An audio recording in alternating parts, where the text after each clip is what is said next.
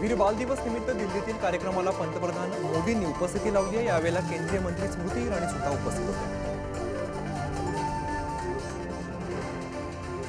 लेह आणि लडाखमध्ये भूकंपाचे हादरे बसलेत। या भूकंपाची तीव्रता 4.5 रिश्टर स्केल एवढी होती। सुदैवाने यात कोणतीही जीवितहानी झालेली नाही।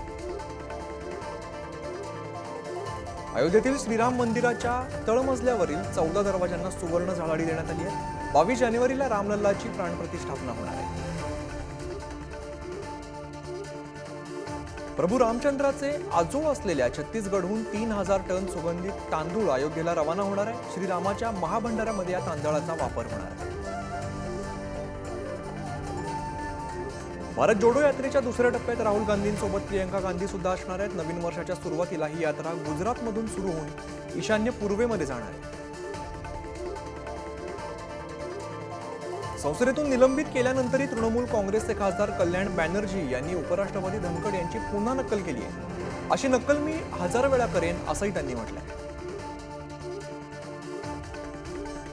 कर्नाटकच्या बंगळुरूमध्ये एक बांधकाम सुरू असलेली इमारत कोसळली आहे। 2 कामगार अडकल्याची भीती व्यक्त केली जाते। शोधकार्य अजून सुद्धा सुरू आहे।